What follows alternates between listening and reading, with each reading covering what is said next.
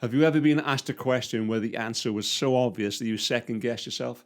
In this short video, I'll share with you a situation that stopped me in my tracks. We'll take a quick look at the purpose of a lens on a DSLR or mirrorless camera, and I'll give you a simple and brief explanation of how it works.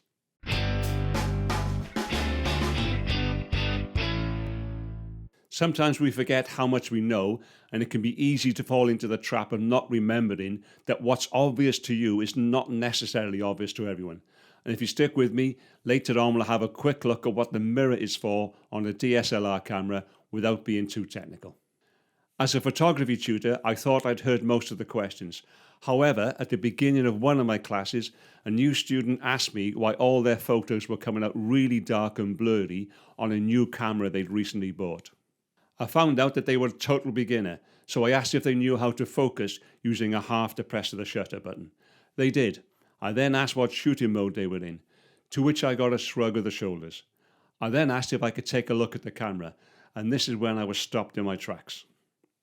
This is how they brought the camera to me, and after a slightly stunned silence, I asked where the lens was. The reply was, "What do you mean? Do I really need one?" They'd been taking pictures without using a lens. So remembering that you should never assume, and they might not be the only one that didn't know, my explanation was something along these lines.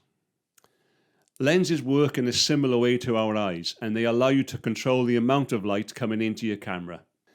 Inside the lens is a series of convex and concave optical glass elements that combine to bend, refract, and focus the light, which is then captured onto the sensor. So basically, it's the job of the lens to direct and focus the light reflected from the scene onto the sensor, which then captures the image. There is, of course, a bit more to it than that, but that's basically how it works.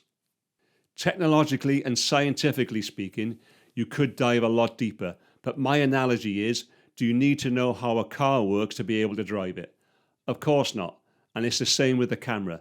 As long as you know how to operate it, that's all that really matters. As it turns out, the student without a lens had been told by their well-meaning partner that they didn't need one. I guess if you don't know, you don't know.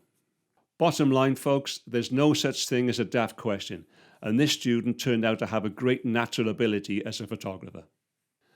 Okay, so before we take a quick look at what the mirror does on a DSLR, if you haven't already done so, why not grab my ebook, The 3 Essential Pillars of Good Photography, by signing up to my monthly newsletter.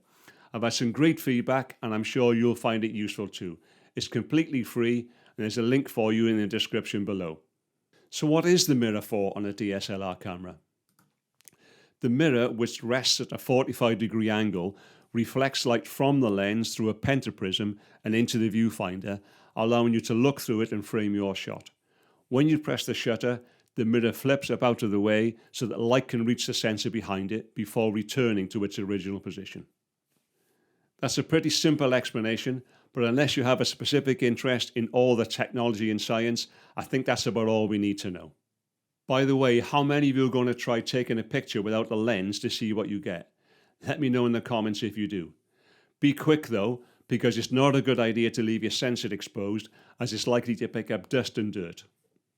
Spoiler alert, you really do need a lens. Anyway, if you want a few more simple tips to help improve your photography, why not take a look at this video? And if you got something from this, a like and a subscribe is really appreciated. It doesn't cost you a penny and helps others find this channel. That's it for now. We're done.